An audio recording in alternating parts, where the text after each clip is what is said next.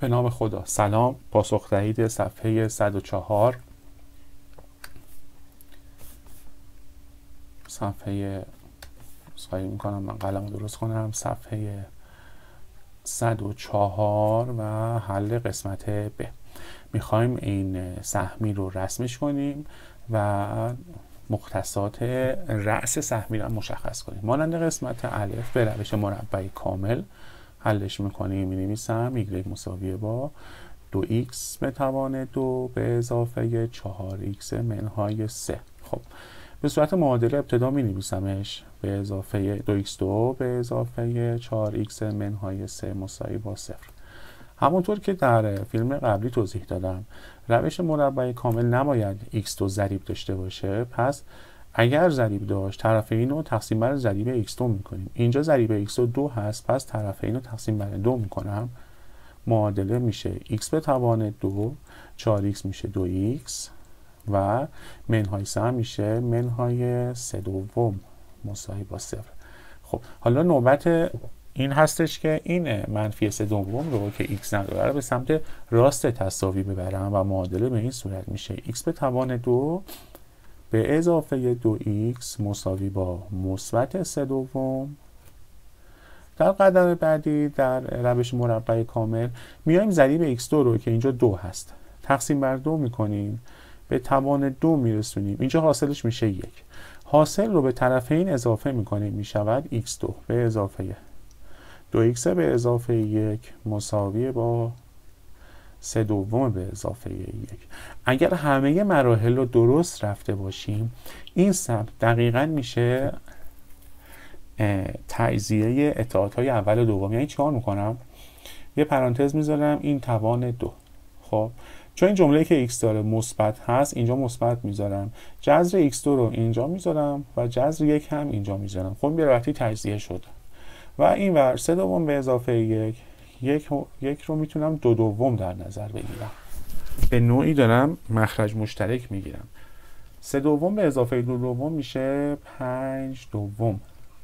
خب ما میتونیم معادله رو به این صورت بنویسیم. یعنی میگیم y مساویه با x به اضافه 1 به توان 2 منهای 5 دوم. 5 دوم به سمت چپ تساوی بیارم.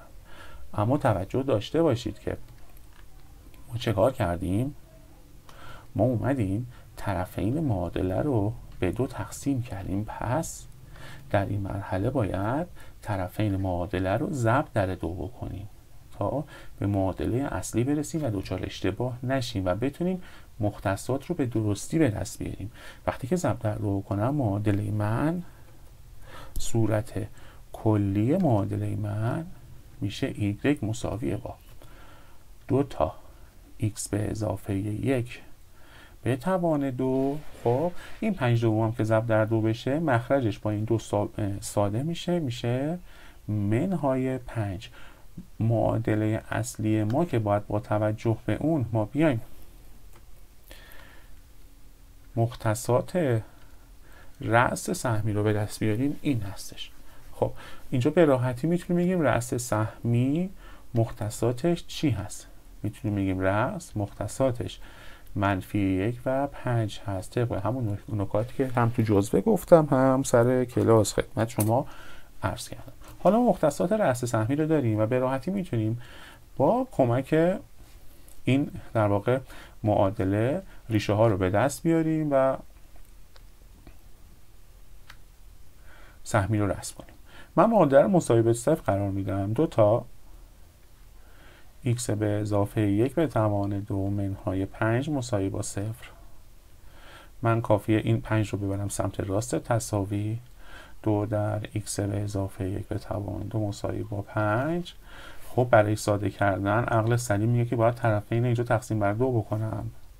پس میشه x به اضافه 1 به توان 2 مساوی با 5 دوم. خب اینجا چاره‌ای ندارم به جز این که از طرفین جذر بگیرم. x به اضافه 1 مساوی میشه مثبت منفی رادیکال 5 دوم. رادیکال 5 دوم رو اگر با ماشین حساب کنیم تقریبا میشه 1.58. برای راحتی کار رادیکال 5 دوم رو ما 1.5 در نظر میگیریم. یعنی میشه x به اضافه 1 مساوی با مثبت منفی 1 کنیم. پس اینجا ما دو تا ریشه داریم. یه ریشه‌مون x مساوی با 1 رو میبرم سمت راست، میشه منفی 1 به اضافه 1 کنیم، حاصل میشه نیم.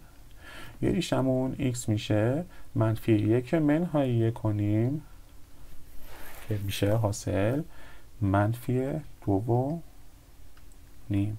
خب من اینجا میتونم به راحتی به کمک این رأس سهمی که اینجا دارم هایلایت میکنم و این دوتا ریشه سهمی رو رسم کنم دیگه. ببینید محور مختصات، یکم بیارمش بالاتر، محور مختصات. خب تقسیم بندی محور 1 2 3 این بر منفی 1 منفی 2 منفی 3 این برم باید تا 5 برم پایین دیگه. منفی 1 و 5 1 2 3 4 5. خب اینجا منفی 5 اینجا منفی 1. رأس سهمی رو میخوام مشخص کنم. این منفی 5 این منفی 1 این دوتا رو به هم وصل میکنم. محل برخورد این دوتا نقطه چین میشه رأس سهمی. ریشه ها کجا میشن؟ ریشه ها رو با قرمز مشخص میکنم. خب این نقطه قرمز رأس. ریشه ها یکیش نیم هست، همون 1/2. اگر این 1 باشه اینجا نیم هستش. خب و منفی 2 نیم منفی 1 منفی 2 اینجا هم منفی 2 نیم. خب این دوتا ریشه ما هست و ارز از مبدا رو مشخص کنم. برمیگردم به معادله سهمی. ببینید این منفی 3 که اینجا میبینیم x نداره ارز از مبدا، یعنی نمودار در نقطه منفی 3 روی محور x ها روی محور y ها در واقع محور y ها رو تو نقطه منفی 3 قطع میکنه. منفی 1 منفی 2 منفی 3. پس ما میدونیم نمودار ما از اینجا هم باید رسم. حالا اگه یکم خوب نکشیدم ببخشید. ما میدونیم که نمودار سهمی با این قسمتش باید بیاد از منفی 3 عبور کنه این ریشه و بره تا مثبت بی‌نهایت و این قسمت هم سهمی ما باید بیاد توی منفی 2 نیم تا بره به سمت مثبت بی‌نهایت. امیدوارم که متوجه شده باشین. خب تا سوال بعدی، خدا نگهدار.